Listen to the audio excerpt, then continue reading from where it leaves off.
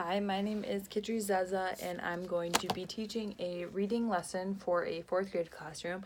This could be done in reading time or language arts time, and some prior knowledge would be that this is for like an end of the unit lesson. It'd be on reading the book Hatchet, so it'd be like if you're going to end the book, this is the lesson that you would teach. So I will begin. All right, class, if we could all pull out our Hatchet books, we are going to finish that book today.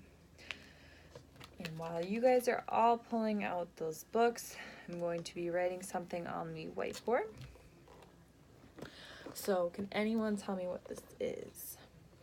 It is a KWL chart, which means what we know, what we want to know, and what we've learned. So can anyone tell me what we know from the previous chapter? Who is the main character? What happened? Was there any conflict?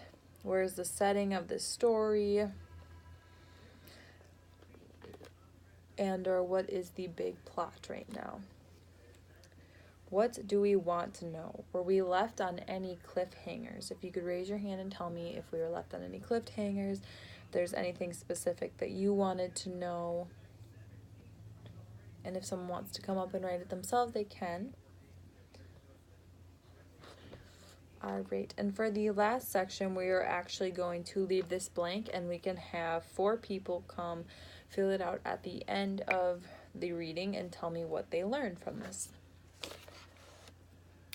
I will then read the 2 chapters out loud, and while I'm reading these chapters, please be aware of the tone and the pace that I'm reading in, because this is the rate that you want to be able to read the story in, and you can follow along with your finger, or you can just listen, but whatever works best for you. I want you to understand the rate that I'm reading the book at, and be aware if you hear any vocabulary words, because those might come into play later, especially that we have a formative exam tomorrow on this story. So please really be listening and picking up on the summary of it all.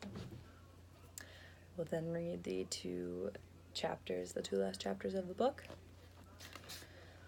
All right, class, can I get 4 people to come up and write either a moral, a lesson, something they learned from this story that they can take with them? Maybe it can even be related to your life. I learned that this is what this means, or this is what this word means.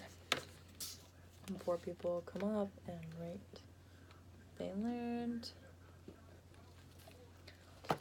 All right, class, you can put your books away. I'm going to go around and hand out a vocabulary and comprehension sheet that are related to the story in itself. So I'm going to pull up on the smartboard really quick the first worksheet we're going to be on, and this is the vocabulary worksheet. So this is the vocabulary worksheet, class. There are 10 total questions, and they are all on the chapters 19 and the epilogue of the story. So we're going to use the words in the box to complete the sentences below. We can use a dictionary if we really need to, but there also are page numbers that are giving us context clues as to where it might be at in the story. So I'm going to do the first 2 with you to show you the instruction of how to do it, and then the rest you are going to work with your desk partner to complete. So the first one says that a doctor applied an blank ointment to the wound. Is there anyone that might have something to do with it? We know that it's probably not freeze-dried ointment to the wound, and it's probably not oblivious ointment to the wound, and I would say just by looking that I'm going to write in antiseptic, because that one seems to make the most sense. And if I was still confused, and if it was antiseptic or not, I could go to page 172 in the book and look at the context that they use it in the story. And if it seemed to be around the same context as this sentence, I would say yes. And if I still don't understand it by reading those context clues, I can either raise my hand and ask me, or I can go grab a dictionary from the back and look it up. So I'm going to then cross it out after I'm done.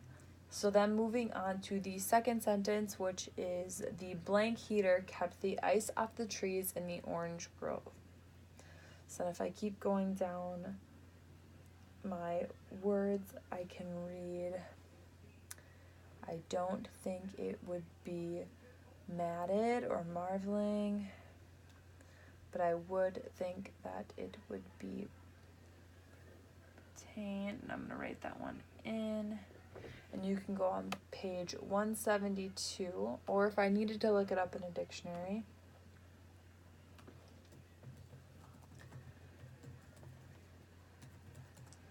I could go to either dictionary.com if we have a Chromebook or an iPad by us.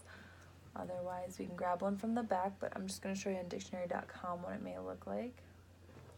So if we look up biotane, we can see on dictionary.com that it's a colorless, flammable gas. So going back to our sentence, which was they blank heater kept the ice off the trees in the orange grove, that would make sense. So that's either a way to double check your work and or make sure your work is correct. So class, you'll have about 10 more minutes here to finish the rest of them, and you'll be working with your desk partners. Raise your hand or put your pencils away when you are done. After students have had 10 minutes, I will then pass out the comprehension worksheet, which is only a short worksheet. Alright class, pulling this up on the smartboard again, we can see that it is comprehension and discussion questions in the form of question and answers. So we're going to answer the following questions in complete sentences, and we're going to give examples from the story to support this answer.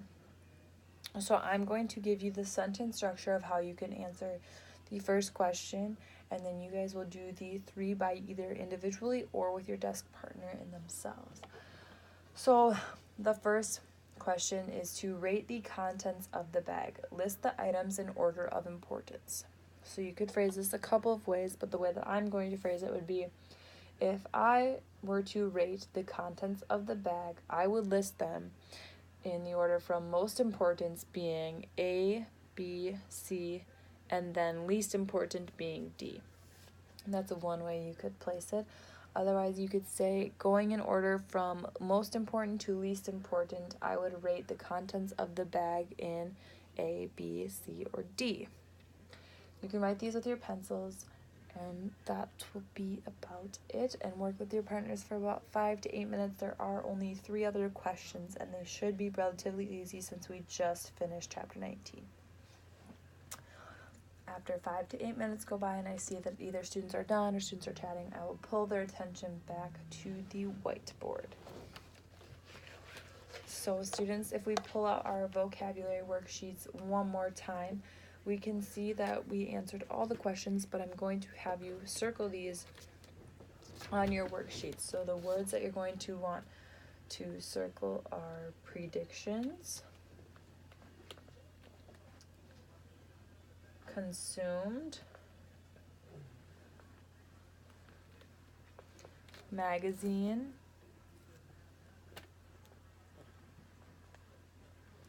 and lastly, scarce. So these 4 words are for sure going to be on your vocabulary test. You can either circle those on your worksheet or write them in your planner. But those 4 words are going to be on your formal vocabulary / reading test for tomorrow.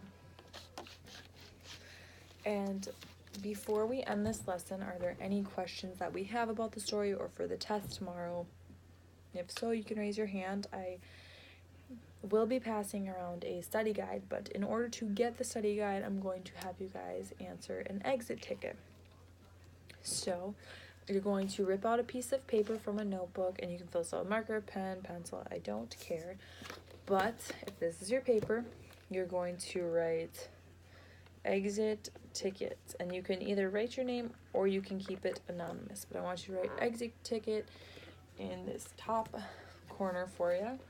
And then after the exit ticket, I want you to write the number 1 and I want you to write the number 2.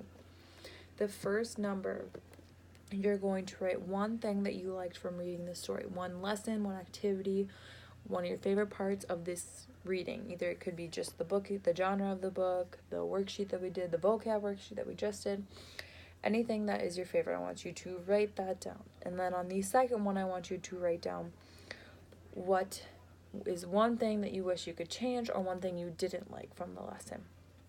And try to keep it respectful, but I understand if you didn't like it. If you didn't like a takeout that we took home or even the story in itself, you can write that. And once you fill that out, if you come hand it to me, I will trade you off and hand you a study guide. And the study guide has all the answers, or not all the answers, but all of the questions and information that's going to be on the test for tomorrow. So if you guys can help me out, that'd be awesome. That's my lesson.